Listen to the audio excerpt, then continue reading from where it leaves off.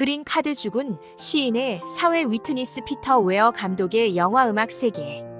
피터 웨어는 국제 영화가의 호주 영화의 잠재력을 과시한 연출가로 인정받고 있다.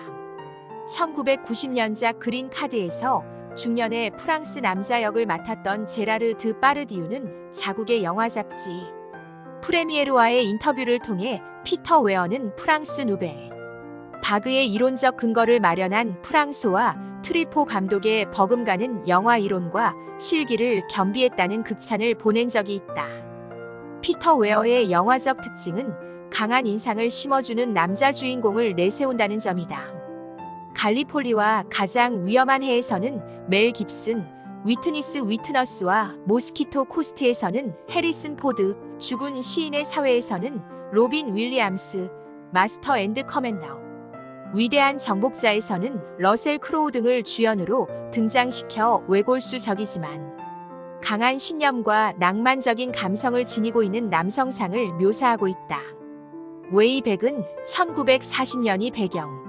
역사상 최악의 시베리아 강제 노동 수용소라 불리는 캠프 105를 탈출한 7명의 수감자들이 자유를 얻기 위해 시베리아에서 인도까지 무려 6,500km를 도보로 탈주한 실화를 그린 작품이다. 짐 스터지스, 콜린 파렐, 에드 해리스 등 성격파 연기자들을 등장시켜 타율적인 억압에 목숨을 걸고 항거하는 남성상을 보여주고 있다. 남성 배우 선호도 때문에 일부 여배우들은 피터 웨어 감독은 남자 배우에게 성적인 매력을 강조시키는 동성애적인 취향을 보여준다는 비판을 가하기도 한다. 음악적 관점에서 피터 웨어의 작품 세계를 살펴보자. 1차 대전 중 유럽의 갈리폴리 전선에서 벌어지는 호주 젊은이들의 비극을 다루고 있는 갈리폴리에서는 신세사이저의 신세대 주자로 주목받고 있던 장 미셀 자르가 음악을 담당해 전쟁터에서 이유 없이 죽어가는 젊은이들의 비극을 묘사해주고 있다.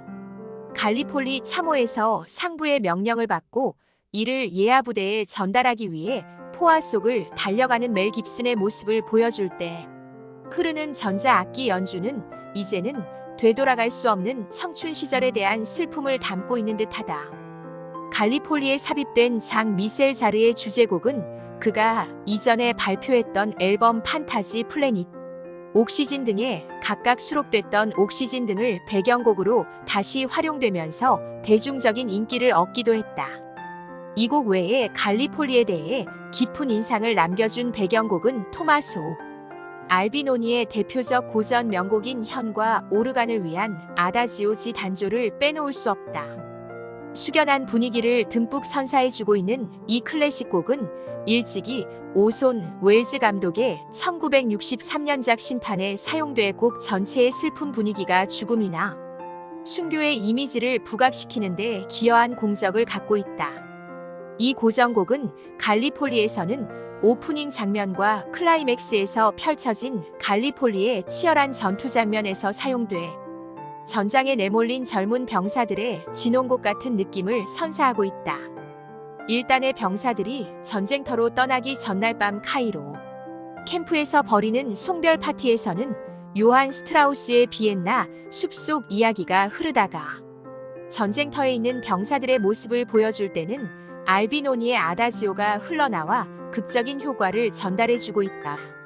전쟁터에서 빨리 벗어나 고향으로 귀환하고 싶은 병사들의 수구초심은 조르주 비제의 진주 조개잡이와 요한 스트라우스의 남쪽에서 온 장미 해리 윌리엄스와 잭 조지 작사의 It's a Long Way to 티페러리 스키퍼 프란시스가 불러준 오스트레일리아 윌 비 데어 등이 절묘한 선곡으로 사용되고 있다. 갈리폴리로 인연을 맺은 피터 웨어 감독과 멜 깁슨은 1982년 가장 위험한 해를 두 번째 콤비작으로 공개한다. 이 작품에서 배경음악은 장 미셀 자르의 부친인 모리스 자르가 맡아 눈길을 끌었다. 모리스 자르는 위트니스, 모스키토 코스트, 죽은 시인의 사회 등에 연이어 참여하게 된다. 가장 위험한 해는 인도네시아의 독재자 수카르노 정권 말기의 혼란상에 초점을 맞추어 호주 텔레비전 특파원 가이 해밀톤 멜 깁슨과 영국 대사관 여비서 질 브라이언트 시곤이 위버와의 사랑을 가미시킨 작품이다. 인도네시아의 자연 풍경을 보여주는 오프닝 장면에서 모리스 자르는 인도네시아 전통 타악기의 하나인 가멜란을 주된 반주 악기로 사용해 웨이앙 쿠리트 인찬트먼트, 에투구, 다카르타 등의 이국적인 멜로디를 들려주고 있다. 혼혈 카메라맨 빌리 린다 헌트는 리하르트 스트라우스 작곡의 최후의 4개의 노래 중 베임 슈라 펜게엔을 이용해 가이와 여비서가 사랑의 결실을 맺도록 도와주고 있다. 이 멜로디는 극중 뉴질랜드 출신 디바인 키리 테 카나와 버전이 쓰이고 있다. 1970년대 캄보디아 내전의 참상을 묘사한 롤랑 조페 감독의 1984년 작품 킬링 필드 중 미국 신문기자 쉔버그 샘 워터스톤과 캄보디아의 억류된 사진 기자를 생각하며 레코드를 듣는 장면에서 푸치니의 오페라 투란도트 중 공주는 잠 못 이루고가 흐르고 있다. 음악 비평가들은 가장 위험한 해와 함께 절망에 빠진 인간의 모습에 깊은 동정을 느끼게 해준 선곡이었다고 평가하고 있다. 가장 위험한 해에서는 2회 그리스 전자 음악 연주가 반젤리스의 앨범 오페라 샤비지 삽입곡, 엑서트 오브 램판트를 비롯해 베라린의 화이트 클리프 오브 도버, 제리리 루이스의 경쾌한 로큰롤 홀, 로타 샤킨 고잉 온, 리틀 리차드의 롱테일 셀리, 투티 프루티, 진 빈센트의 비밥다, 룰라, 지미 리드의 에인트 댓 러빙 유, 베이비 등 1960년대 팝 히트곡들이 흘러나와 음악 애호가들의 구미를 당겨주었다. 위트니스에서 모리스 자르는 아미쉬 교도들과 어울리는 존 북 형사의 모습을 보여줄 때 흡사 환경 음악을 듣는 듯한 청아한 분위기를 띠고 있는 메인 타이틀 위트니스 전이 투 볼티모어, 사무엘즈 디스커버리, 위트니스, 엔드 타이틀 등의 연주곡을 들려주고 있다. 1986년작 모스키토 코스트에서는 오프닝 타이틀에 동양의 신비롭고 환상적인 전자 악기 사운드가 쓰이고 있다. 알리에리슨 포드가 정글에 거대한 제빙기를 설치해 대자연 속에 우뚝 솟은 신의 상징처럼 느끼게 해주는 장면에서는 합창을 곁들인 더 스톰, 엘리 테마, 더 모스키토, 코스트 등의 음악을 사용해 경건함을 더해주었다.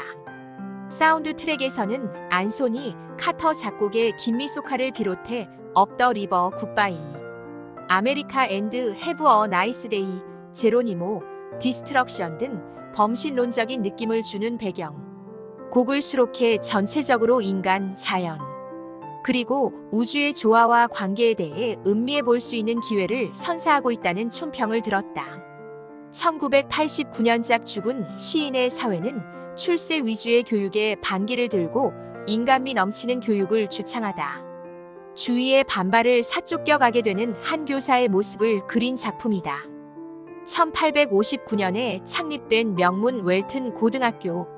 새학기가 시작되자 모교 출신 키팅 선생 로빈 윌리엄스의 영어 교사로 부임한다.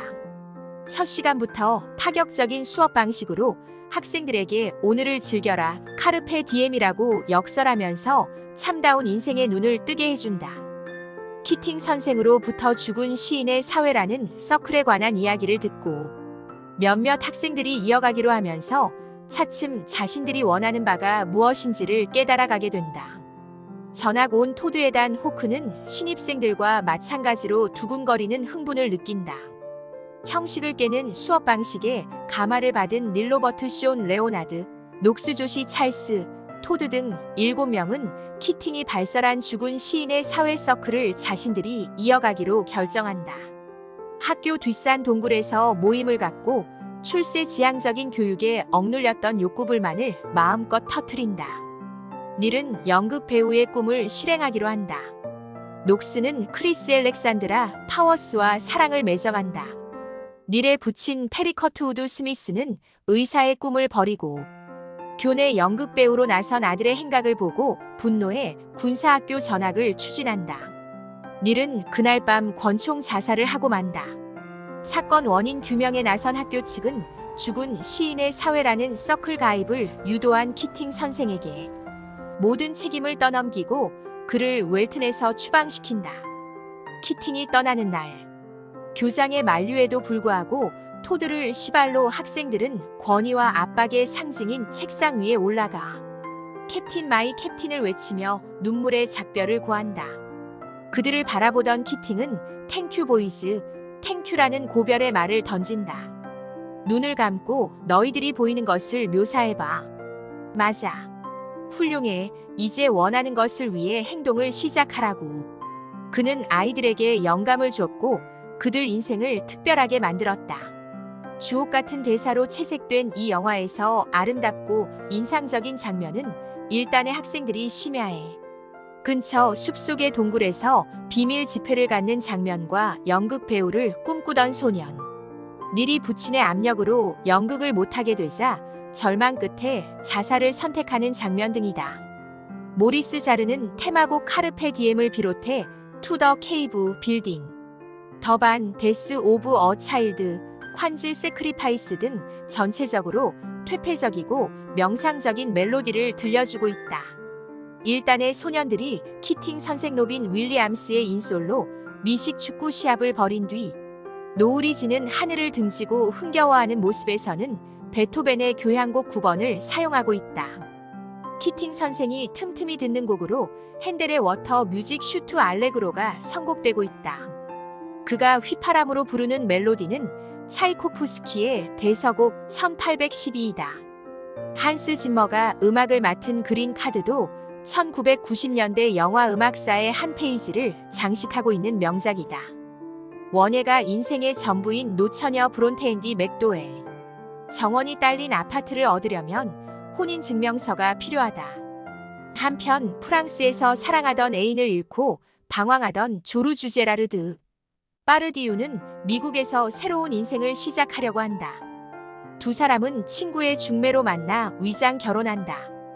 덕분에 브론테는 원하는 아파트를 얻고 조르주는 미국 시민권을 얻게 된다.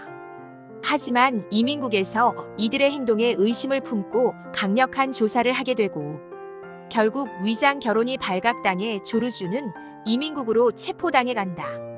각자의 이해 관계에 따라 서류상 정략 결혼을 하게 된 미국 여성과 프랑스 남성의 행각을 통해 꿈의 대륙의 허상을 고발해주고 있다. 지하철 입구에서 분주하게 오가는 사람들 틈바구니 속에서 흑인 소년이 혼신을 다해 드럼을 연주해주는 오프닝 장면에서 레리 라이트가 연주해주는 타악 리듬 서브웨이 드럼즈가 단번에 시선을 사로잡고 있다. 이민국 면담을 통과하기 위해 두 사람은 주말을 보내며 면담을 준비한다. 생활 방식과 성장 배경이 다른 두 사람은 사사건건 부딪히지만 그러면서 서로에게 은근히 끌리게 된다. 이런 전경에서는 소울 이소울의 홀딩 온이 흘러나오고 있다. 미국에 정착하기 위해 애쓰는 조르주의 행동을 보여주는 장면에서는 비치 보이스의 경쾌한 록 발라드 서핑 사파리와 데이비드 카 오케스트라의 리멤버 슬로우 폭스가 활용되고 있다. 연출자 피터 웨어는 개봉 당시 영화 전문지 버라이어티와 가진 인터뷰에서 음악은 영화 작업에 있어서 빼놓을 수 없는 가장 중요한 요소 중 하나이다. 음악을 적절히 활용한다면 영상을 보면서 리듬감을 느낄 수 있다. 이런 이유 때문에 나는 영화를 음악처럼 만들어간다고 해도 과언이 아니다. 라는 음악론을 피력한 적이 있다. 그린 카드를 만들면서 피터 웨어는 그동안의 콤비였던 모리스 자르 대신 전자음악계의 신세대 주자로 부각되고 있는 한스 짐머와 손을 잡는다. 1957년 9월 12일 독일 프랑크푸르트 태생이다.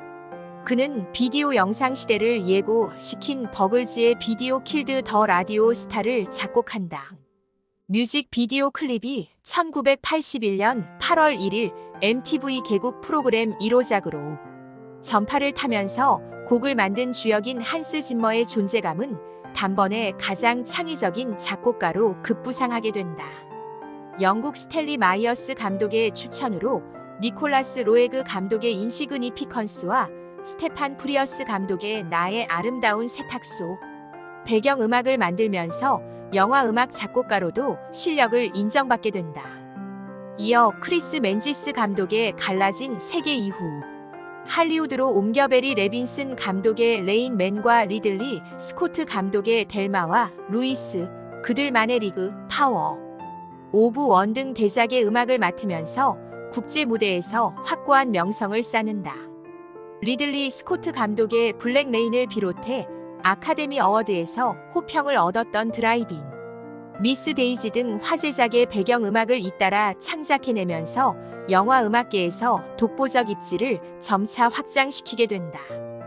역대 작품 목록 가운데 일본 야쿠자에 대항하는 뉴욕 경찰의 활약상을 담은 블랙 레인에서 한스 짐머가 시도한 거칠고 메마른 서스펜스의 선율은 관객들에게 흡사, 냉혹한 야쿠자 조직원과 대면하고 있는 듯한 소름 끼치는 느낌을 주었다는 격찬을 듣는다. 이 같은 음악 특성 때문에 피터 웨어의 연출 스타일과는 괴리가 있다는 우려가 제기되기도 했지만, 그린 카드에서 인간과 자연이 환상적으로 어우러지는 정감 있는 사운드를 들려주어 일부에서 제기된 음악적 한계를 불식시킨다.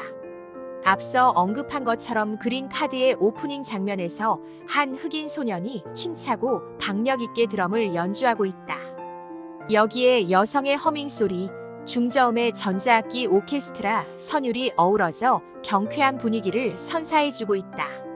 그린 카드 영주 허가증을 얻으려는 프랑스인 조르주와 원예가인 미국 여성 블론테인디 맥도웰과 정략적인 만남에서 탈피해 서로에게 깊은 호감을 느끼기 시작할 무렵에 한스 짐머 작곡의 사랑의 테마가 흘러나온다. 푸른 화초로 장식된 아파트의 풍경과 조화를 이루면서 감미로움을 더해주고 있는 것이다.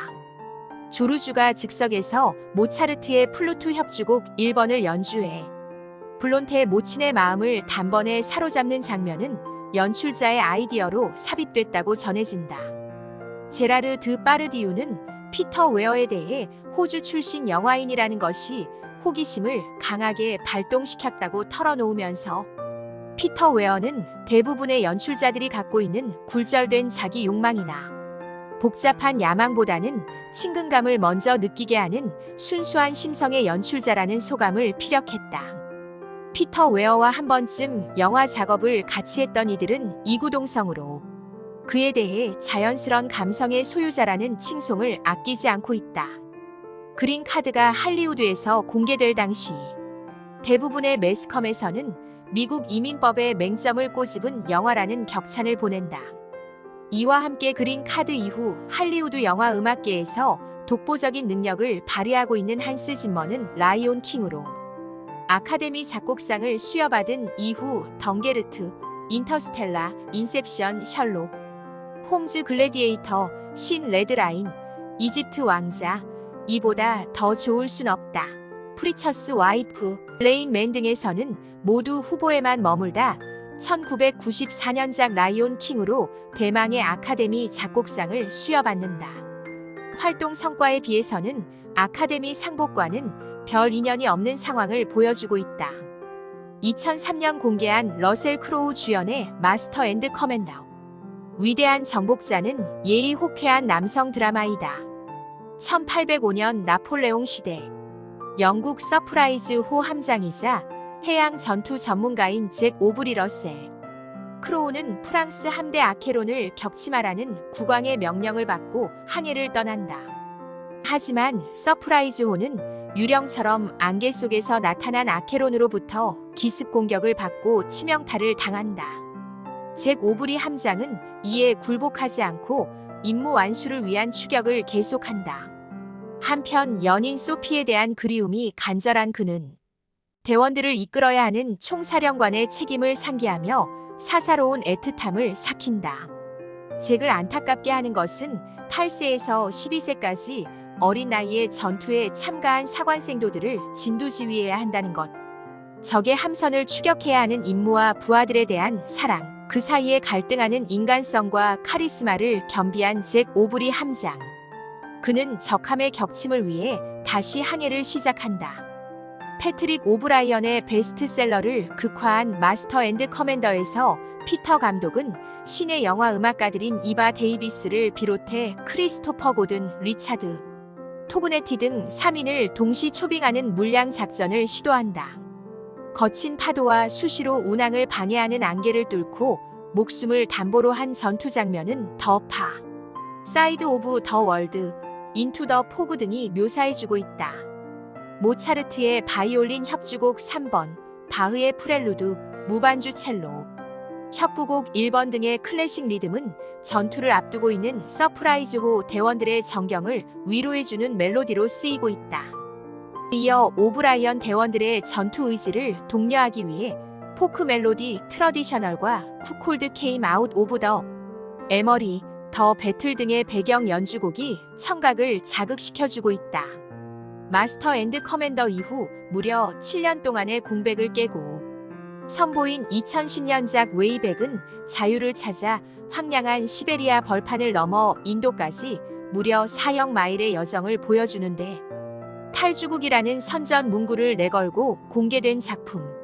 휴먼 드라마를 표방한 이번 작품의 배경음악은 1959년 9일 데뷔 홈버그 출신으로 영화 음악계에서는 거의 신인에 가까운 버크하드 폰 다리치에게 음악을 의뢰한다. 다리치는 혹독한 시련이 예상되지만 탈출을 모의해서 결행을 시도하는 사나이들의 결연한 모습을 보여주는 드라마 내용에 맞추어 인터로게이션, 유 어라이벌 플랜, 포 이스케이프, 어 브레이브 맨 등을 들려주고 있다.